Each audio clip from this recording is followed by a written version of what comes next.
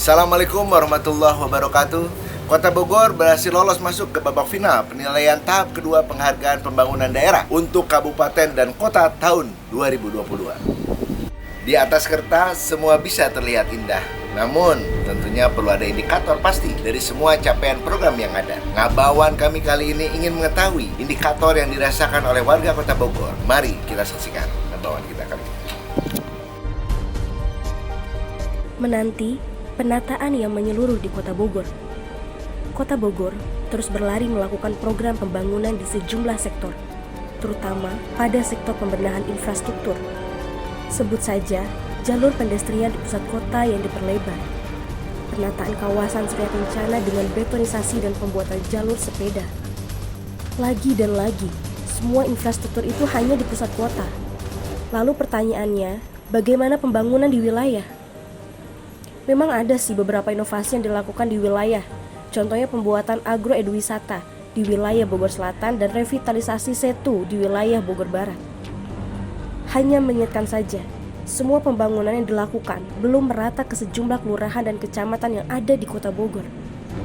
Yang menarik, tahun ini Kota Bogor berhasil lolos ke babak final dalam penilaian tahap 2 penghargaan pembangunan daerah atau PPD Kabupaten Kota tahun 2022. Di atas kertas, semua bisa saja terlihat indah.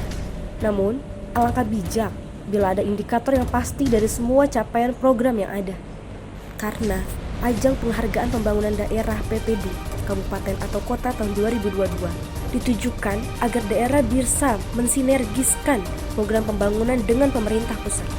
Karena seperti diketahui, sedikitnya ada 7 program prioritas nasional di tahun 2022, yaitu 1. Prioritas memperkuat ketahanan ekonomi untuk pertumbuhan berkualitas dan keadilan. 2. Mampu mengembangkan wilayah untuk mengurangi kesenjangan dan menjamin pemerataan prioritas nasional. Meningkatkan SDM berkualitas, berdaya saing, prioritas nasional, revolusi mental dan pembangunan kebudayaan serta prioritas nasional. Bertujuan untuk memperkuat infrastruktur pendukung pengembangan ekonomi dan pelayanan dasar untuk prioritas nasional. Membangun lingkungan hidup, meningkatkan ketahanan bencana dan perubahan iklim dan prioritas nasional. Yang terakhir, memperkuat stabilitas Polhukam dan transformasi pelayanan publik. Dan kita optimis semua bisa kita dilakukan dan kita laksanakan. Kenapa? Karena dari sisi sumber daya manusia, Kota Bogor memiliki generasi milenial yang mumpuni. Kita lihat saja dari data Sari Badan Pusat Statistik Kota Bogor. Usia 15-60 tahun di Kota Bogor di angka 70%. Kondisi ini tentunya bisa dimanfaatkan dan dimaksimalkan untuk mencari bibit-bibit unggul yang kompeten di bidangnya.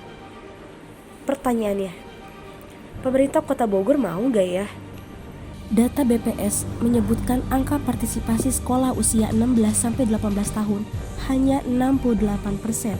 Dari sisi kesehatan, 58,47% penduduk menggunakan jaminan kesehatan untuk berobat jalan. Dan yang mendapat imunisasi lengkap baru 47,22%. Menanti penataan secara menyeluruh di Kota Bogor untuk ketahanan keluarga dan kesejahteraan masyarakat.